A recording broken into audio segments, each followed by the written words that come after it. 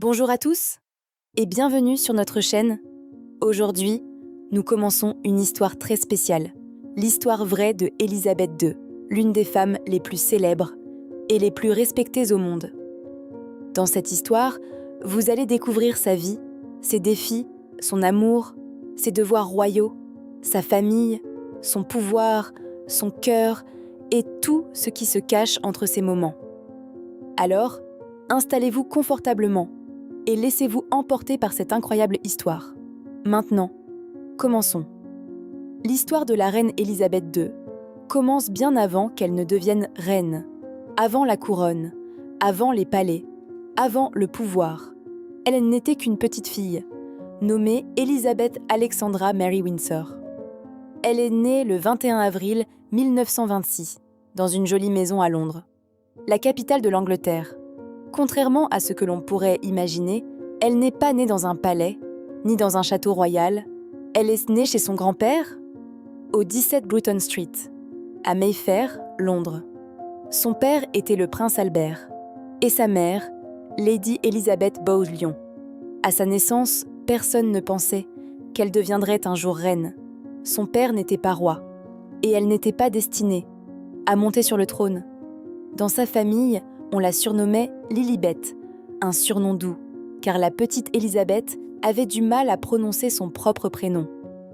Enfant, Élisabeth était calme, polie et déjà très sérieuse. Elle avait de magnifiques yeux bleus, des cheveux dorés et un regard rempli de curiosité. Elle aimait les chevaux, les chiens et les livres. Elle était très proche de sa petite sœur, la princesse Margaret, née en 1930, 4 ans après elle. Les deux sœurs passaient leur journée à jouer dans le jardin, à danser, à chanter et à écouter des contes de fées. Leurs parents les élevaient avec amour, mais aussi avec discipline. Elles faisaient partie de la famille royale, mais vivaient une vie simple, loin de l'image des rois et reines des films. Le père d'Élisabeth, le prince Albert, allait plus tard devenir roi, mais cela s'est produit d'une manière totalement inattendue. En 1936, un événement va changer sa vie, pour toujours. Son oncle, le roi Édouard VIII, décide de renoncer au trône. Il voulait épouser une femme, nommée Wallis Simpson, qui était divorcée. Mais les règles royales étaient strictes. Il ne pouvait pas l'épouser et rester roi. Alors, il abandonne la couronne. À ce moment-là, le père d'Élisabeth devient roi. Il prend le nom de George VI. Et soudain, la vie d'Élisabeth change complètement.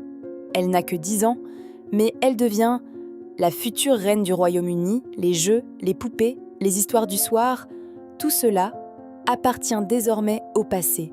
Une nouvelle vie commence, faite de responsabilités, de formation et de devoirs royaux. Élisabeth n'allait pas à l'école comme les autres enfants.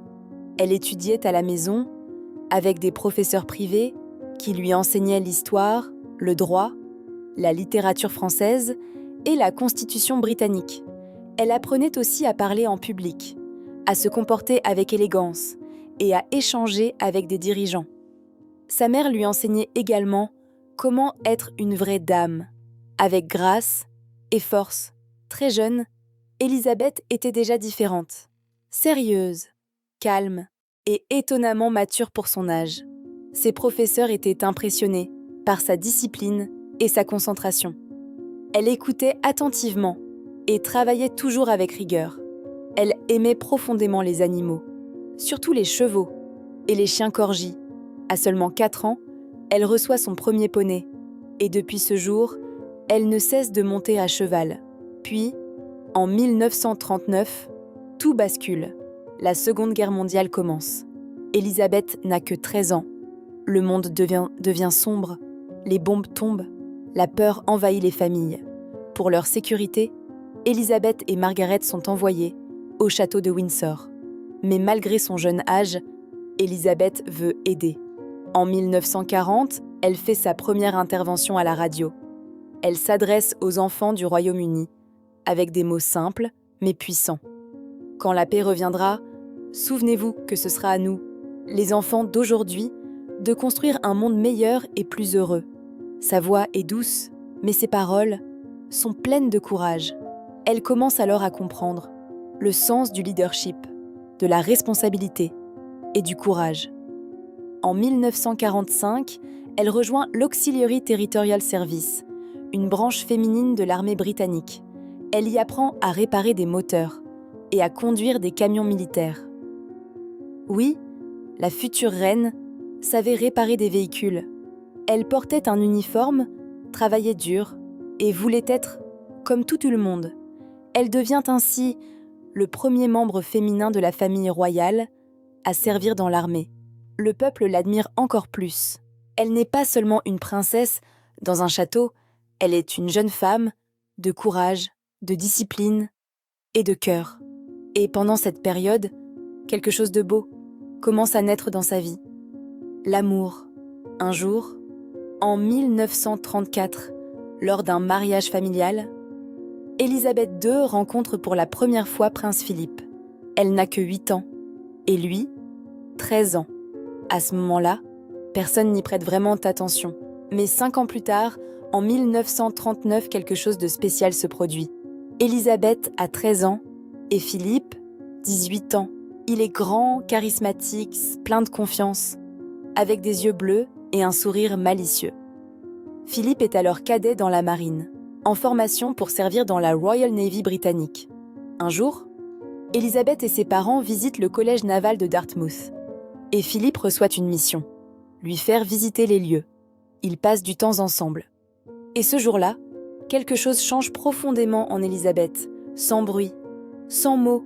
Elle tombe amoureuse. De retour chez elle, elle commence à lui écrire des lettres. Et Philippe lui répond. Petit à petit, leur relation grandit. Le cœur d'Élisabeth commence à rêver d'un avenir avec lui. Même pendant la Seconde Guerre mondiale, ils continuent à s'écrire. Philippe combat en mer, tandis qu'Élisabeth apprend à devenir une future reine. Mais dans leur cœur, un amour discret continue de grandir. Mais cette histoire d'amour n'est pas simple. Philippe est né dans une famille royale, mais sa vie a été loin d'être facile. Il est né le 10 juin 1921 sur une simple table de cuisine. Sa famille est royale, mais pauvre et en exil. Il quitte en la Grèce, alors qu'il n'est encore qu'un bébé. Sa mère, la princesse Alice, et son père, le prince Andrew, traversent de nombreuses difficultés. Sa mère tombe gravement malade et est internée. Son père quitte la famille et part vivre en France. Philippe grandit seul, de pays en pays, Allemagne, France, Royaume-Uni, souvent sans ses parents. Élevé par des proches, envoyé dans différentes écoles, il vit une enfance solitaire et instable. Lorsqu'il rejoint la marine britannique, il trouve enfin un endroit où il se sent à sa place. Mais malgré cela, il n'a pas d'argent, pas de maison stable et peu de statut royal. Alors quand Élisabeth annonce qu'elle veut l'épouser, les conseillers royaux s'opposent. Non, il n'est pas assez royal, il n'a pas d'argent, il est trop brut, trop bruyant et pas assez britannique. Mais Élisabeth reste calme et déterminée.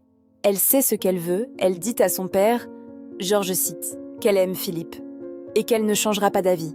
Son père respecte ses sentiments, mais pose une condition, attendre jusqu'à ses 21 ans. Alors, elle attend, pendant des années, puis en juillet 1947, Élisabeth a enfin 21 ans. Et cette même année, le 9 juillet, leurs fiançailles sont officiellement annoncées. Philippe lui offre une magnifique bague, faite de diamants, provenant d'un bijou de sa mère. La nouvelle fait le tour du monde. La future reine va se marier. Le mariage royal a lieu le 20 novembre 1947 à l'abbaye de Westminster Abbey. Le monde sort tout juste de la guerre. Les gens sont encore marqués. Mais ce mariage apporte de l'espoir, de la joie et un moment de bonheur. Élisabeth porte une magnifique robe blanche, en satin, créée par Norman Hartnell. Une robe ornée de 10 000 perles, avec une longue traîne. Et comme tout le monde à cette époque, elle utilise même des coupons de rationnement pour la payer. De son côté, Philippe abandonne ses titres grecs et danois et devient citoyen britannique. Il reçoit un nouveau titre, duc d'Édimbourg. Ils sont jeunes, heureux et profondément amoureux. La nation les regarde, le monde sourit. Après le mariage, ils s'installent à Clarence House, à Londres. Ils tentent de vivre une vie normale, autant que possible, pour des membres de la royauté. En 1948, Élisabeth donne naissance à leur premier enfant, Charles III. 2 ans plus tard, en 1950, naît leur fille, la princesse Anne. Ils sont des parents aimants. Philippe apprend à ses enfants à naviguer, à pêcher, à être fort. Élisabeth raconte des histoires et donne de la tendresse. À cette époque, elle n'est toujours pas reine. Son père, le roi George VI, règne encore, mais sa santé se dégrade. Il fume beaucoup et tombe gravement malade. Élisabeth le sait, sa vie va bientôt changer. En 1952, Élisabeth et Philippe partent en voyage officiel. Au Kenya, ils séjournent dans un lodge, au cœur de la nature, entourés d'éléphants et d'animaux sauvages. Et puis, le 6 février 1952, tout bascule. Élisabeth apprend une nouvelle qui change sa vie à jamais. Son père, le roi George VI, est mort. À cet instant précis, elle devient reine. Elle n'a que 25 ans, debout sous les arbres d'Afrique, dans une robe simple, tenant des jumelles, elle devient la reine Élisabeth II. Elle retourne immédiatement à Londres. Le monde entier observe. L'avion atterrit. Elle descend les marches. Non plus comme une princesse, mais comme une reine. Elle est calme, triste, mais forte. Elle vient de perdre son père et de gagner une couronne. Dans le même instant, elle s'installe au Buckingham Palace, sa nouvelle résidence officielle. Sa vie change complètement.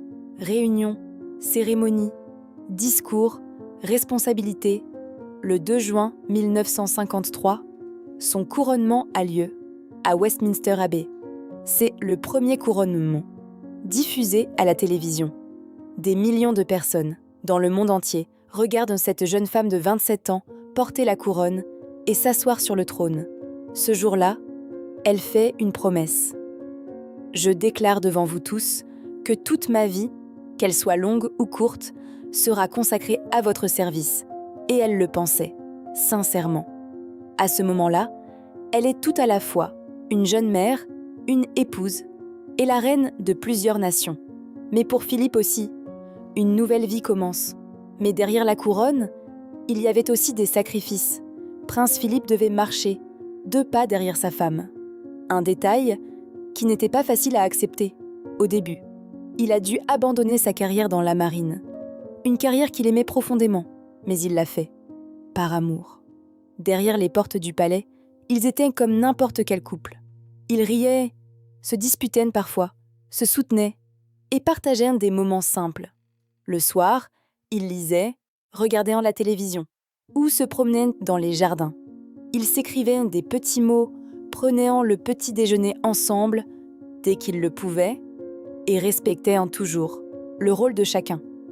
Élisabeth II ne régnait pas seulement sur le Royaume-Uni, mais aussi sur le Canada, l'Australie, la Nouvelle-Zélande et de nombreux pays en Afrique, dans les Caraïbes et en Asie. Ces territoires faisaient partie de l'ancien empire britannique, qui évoluait peu à peu vers une nouvelle organisation, le Commonwealth of Nations, un groupe de pays liés par l'histoire, l'amitié et la coopération. Son rôle dépassait largement les frontières de l'Angleterre. Elle devait comprendre différentes cultures, voyager à travers le monde et rencontrer des milliers de personnes. Elle travaillait tous les jours, même pendant les fêtes.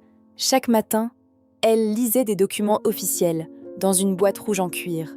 Même à Noël, elle rencontrait des ministres, des conseillers et des dirigeants du monde entier. Le soir, elle lisait des rapports et écrivait des notes. Mais malgré son pouvoir, elle avait des limites. Elle ne pouvait pas voter. Elle ne pouvait pas exprimer d'opinion personnelle. Elle ne pouvait même pas choisir librement où vivre. Elle appartenait désormais au peuple. Mais derrière les murs du palais, elle était aussi une mère et une épouse. Parlons de sa famille.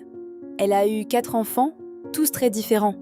D'abord, Charles III naît en 1948, calme, sensible, réfléchi. Il grandit en sachant qu'il deviendrait roi un jour, un poids difficile à porter. Ensuite, la princesse Anne, née en 1950. Forte, indépendante, sportive, elle aimait les chevaux et se souciait peu de la mode ou de la célébrité. Puis, le prince Andrew, né en 1960. Charismatique, audacieux, plein d'énergie, il devient pilote d'hélicoptère dans la marine. Et enfin, le prince Edward, né en 1964. Gentil, discret, artistique, passionné par le théâtre et le cinéma. Élisabeth aimait profondément ses enfants, mais son emploi du temps était toujours chargé. Elle essayait de passer du temps avec eux, le matin, au petit déjeuner ou lors d'événements importants, mais ses devoirs l'éloignaient souvent. Philippe jouait un rôle essentiel. Il enseignait aux enfants la discipline, la confiance et le courage. Élisabeth et Philippe ont été mariés pendant 73 ans, l'un des mariages royaux les plus longs de l'histoire. Ils étaient très différents. Élisabeth, calme, réservée, sérieuse. Philippe, énergique, direct, avec beaucoup d'humour. Mais ensemble, ils étaient parfaitement équilibrés. Philippe la faisait rire dans les moments difficiles. Élisabeth lui offrait amour et respect. Ils s'écrivaient chaque jour. Il l'appelait Lilibet et elle l'appelait ma force et mon soutien. Ils avaient leurs traditions, les promenades du soir, le thé de l'après-midi, les pique-niques en Écosse. Leur endroit préféré, le Balmoral Castle. Là-bas, ils vivaient simplement, cuisinaient eux-mêmes et profitaient de la famille, loin des caméras. Parlons maintenant de son style, car beaucoup s'y intéressent, toujours rempli d'attention. Ces traditions de Noël étaient très spéciales. À Sandringham House, toute la famille se réunissait. Ils chantaient, jouaient, riaient, partageaient un repas autour de la dinde et du pudding. Élisabeth prononçait un discours, souriait à chacun, portant toujours une broche brillante ou son célèbre collier de perles. Elle était peut-être la reine d'un royaume, mais dans ce salon, elle était juste une grand-mère. Même à 80, puis à 90 ans, elle vivait une vie extrêmement disciplinée. Voici une journée typique dans ces dernières années.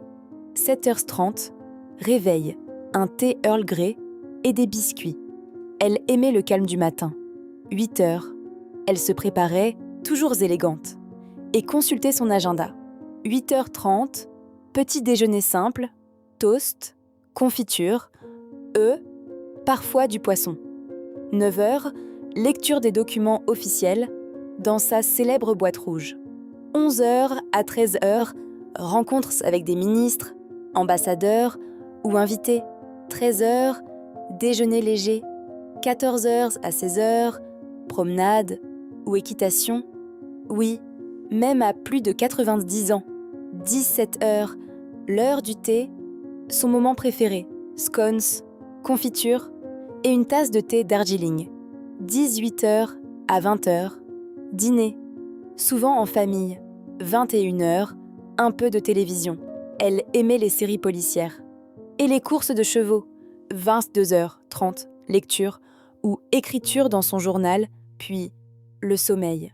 Même à 90 ans, elle ne ralentissait pas. Elle disait « Si je suis en vie, je dois servir ». Puis vient l'un des moments les plus douloureux, la perte de son grand amour, Prince Philippe. En avril 2021, après 73 ans de mariage, il s'éteint, paisiblement, à 99 ans. Ils étaient ensemble, depuis qu'elle avait 13 ans. Elle en avait 94. Le palais annonce avec tristesse la mort de son époux bien-aimé. Le monde entier est en deuil. Mais personne ne ressent cette douleur, comme elle. À cause du Covid-19, les funérailles sont simples, silencieuses, et une image bouleverse le monde. La reine, seule, habillée de noir, tête baissée, dans un silence total. Pas de larmes visibles, pas de mots, juste la douleur. Elle avait dit un jour « La peine est le prix que l'on paye pour l'amour ». Après cela, elle passe plus de temps seule, mais continue à travailler, à sourire, à apparaître, parce que c'était sa mission. Puis, une nouvelle épreuve ? En 2020, Prince Harry et Meghan Markle décident de quitter leur fonction royale. Le monde est choqué. On parle de Megxit. Plus tard, ils donnent une interview où ils évoquent leurs difficultés, le racisme, la santé mentale, la pression médiatique. Certaines paroles blessent la reine, mais elle répond avec dignité. Le palais déclare « Ces sujets sont préoccupants et seront pris très au sérieux ». Mais Harry, Meghan et Archie resteront toujours des membres très aimés de la famille. Encore une fois, elle choisit la gentillesse plutôt que la colère. En 2022, elle entre dans l'histoire. Elle devient la première monarque britannique à célébrer un jubilé de platine. 70 ans de règne. Le pays célèbre pendant 4 jours, fêtes, concerts, feux d'artifice. Malgré sa santé fragile, elle apparaît au balcon du Buckingham Palace. Habillée en vert clair, elle sourit et salue la foule. Elle a 96 ans et elle est toujours là. Mais après ces célébrations, sa santé décline, lentement. Elle se retire au Balmoral Castle, son lieu préféré, au cœur de la nature écossaise. C'est là qu'elle passe ses derniers jours, paisiblement, entourée de ses proches. Malgré les sourires, sa santé s'affaiblit. Elle se déplace difficilement et limite ses apparitions. Mais elle continue à remplir son devoir. En septembre 2022, elle rencontre la nouvelle première ministre, Liz Truss, seulement 2 jours avant sa mort. Jusqu'au bout, elle aura servi. Le 8 septembre 2022, Élisabeth II s'éteint paisiblement à Balmoral. Elle avait 96 ans. La nouvelle choque le monde entier. Pour beaucoup, elle avait toujours été là, toute leur vie. Les gens pleurent dans les rues, déposent des fleurs devant Buckingham Palace. Son cercueil voyage de Balmoral à Édimbourg, puis à Londres. Des milliers de personnes attendent pendant des heures, parfois plus de 20 heures, juste pour lui dire adieu. Ces funérailles ont été regardées par des milliards de personnes. L'un des événements les plus suivis de toute l'histoire. Après sa disparition, son fils aîné, Charles III, devient roi. Il avait attendu, plus longtemps que n'importe quel héritier. Il avait déjà 73 ans lorsqu'il monte sur le trône. Son épouse, Camilla Parker Bowles, devient reine consort. La reine Élisabeth était connue pour ses manteaux colorés, ses chapeaux assortis et ses sacs à main. Pourquoi des couleurs si vives ? Elle avait une réponse simple, pour que les gens puissent en me voir. Elle voulait que chacun, même de loin, puisse l'apercevoir et se sentir important. Elle portait toujours des perles, des gants et des chaussures noires. Elle ne suivait pas la mode. Elle créait son propre style royal. Sa personnalité, disciplinée, toujours ponctuelle, avec un humour discret. Elle aimait les petites blagues, loin des regards. Elle montrait rarement ses émotions, mais elle était forte et très déterminée. Une fois sa décision prise, elle ne revenait presque jamais en arrière. Loyale envers sa famille, son pays et son peuple. Mais même une reine fait face à des épreuves. Dans les années 1980 et 1990, des tempêtes frappent sa famille. Le mariage de Charles III et de princesse Diana en 1981 semblait être un conte de fées, mais la réalité était différente. Charles aimait une autre femme, Camilla Parker Bowles. Diana se sentait seule et malheureuse. Leur mariage s'est lentement brisé. En 1992, 3 de ses enfants traversent des séparations. Cette même année, un incendie ravage le château de Windsor. La reine appelle cette année Annus Horribili, une année terrible. Puis, en 1997, le monde est bouleversé. Princesse Diana meurt dans un accident de voiture. À Paris, le monde entier est en choc. Les gens pleurent dans les rues. Des fleurs recouvrent Buckingham Palace. Mais la reine reste silencieuse au début. Elle est en Écosse avec ses petits-fils, Prince William et Prince Harry, qui viennent de perdre leur mère. Le public ne comprend pas et se met en colère. Mais en réalité, elle voulait simplement protéger ses petits-fils et leur permettre de pleurer en paix. Plus tard, elle s'adresse à la nation, à la télévision, et dit « En tant que grand-mère, je parle du fond du cœur. Diana était une femme exceptionnelle. Et ce moment apaise les cœurs. Avec les années, Élisabeth devient grand-mère, puis arrière-grand-mère. Elle continue à travailler chaque jour, rencontrer des dirigeants, ouvrir des écoles, des hôpitaux, des musées et saluer des personnes de tous horizons. Elle rencontre 14 premiers ministres, de Winston Churchill à Boris Johnson. Elle rencontre presque tous les présidents américains, de Harry Truman à Joe Biden. Elle parcourt plus d'1 million de kilomètres, visite plus de 100 pays, sans jamais se plaindre. En 2012, le monde célèbre son jubilé de diamant. 60 ans de règne, la foule acclame, les drapeaux flottent, les concerts résonnent et la reine sourit. Elle est devenue bien plus qu'une reine, une grand-mère pour une nation, un symbole de stabilité, de sagesse et d'élégance. Le 21e siècle commence et Élisabeth n'est plus une jeune reine. Elle est désormais une femme âgée, toujours forte, toujours souriante, avec toute une vie gravée dans son regard. Le monde a changé, tout a évolué, mais elle est toujours là, debout, digne et inébranlable. Au début des années 2000, Élisabeth II régnait déjà depuis plus de 50 ans. Imaginez un instant. Le monde avait complètement changé. Les télévisions étaient devenues des smartphones. Les chevaux, des hélicoptères, les lettres, des emails. L'homme avait marché sur la Lune. Certaines guerres s'étaient terminées, mais d'autres avaient commencé. Et pourtant, Élisabeth était toujours là, debout, droite, inébranlable. L'un des plus beaux aspects de ces dernières années était sa relation avec ses petits-enfants. Elle n'était plus seulement une reine. Pour eux, elle était simplement Granny. Elle avait 8 petits-enfants, et chacun d'eux apportait une joie unique dans sa vie. D'abord, Prince William, calme, réfléchi, le futur roi. Elle déjeunait souvent en privé avec lui, pour le guider, en douceur.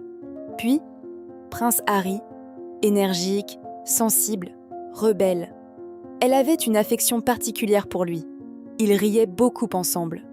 Ensuite, Princesse Béatrice et Princesse Eugénie, douces, élégantes, pleines d'émotions. Elle admirait leur gentillesse et leur créativité.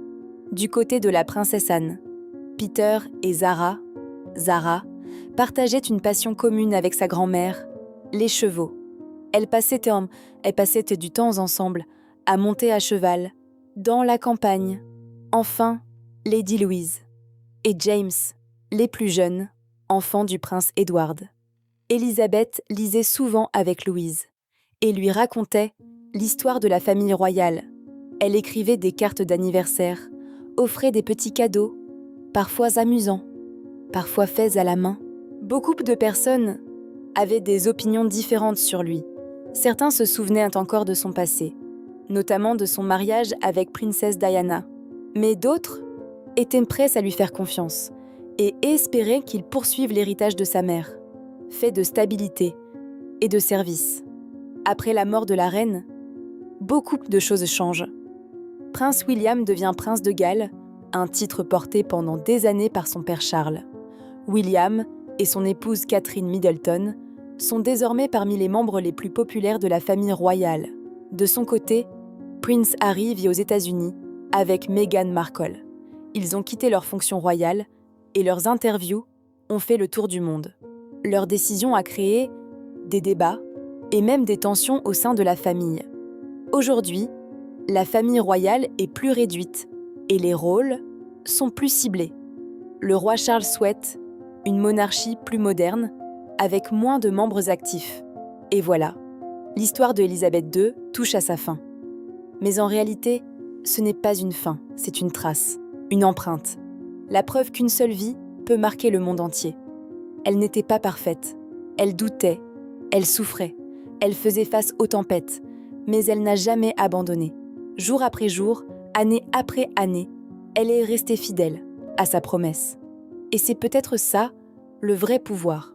Pas une couronne, pas un palais, mais la capacité de rester debout quand tout devient difficile. Aujourd'hui, elle n'est plus là. Mais son héritage vit encore, dans chaque valeur, dans chaque geste, dans chaque moment de courage. Alors toi qui regardes cette vidéo, rappelle-toi, tu n'as pas besoin d'être roi pour laisser une trace. Tu n'as pas besoin d'être célèbre pour être important. Tout commence par ce que tu fais, chaque jour. Alors avance, même quand c'est dur. Crois en toi, même quand tu doutes. Et surtout, ne sous-estime jamais l'impact que tu peux avoir. Parce qu'un jour, peut-être, quelqu'un racontera ton histoire. Merci d'avoir regardé jusqu'à la fin. Si cette histoire t'a touché, n'oublie pas de t'abonner, de liker et de partager. À très bientôt pour une nouvelle histoire, encore plus inspirante.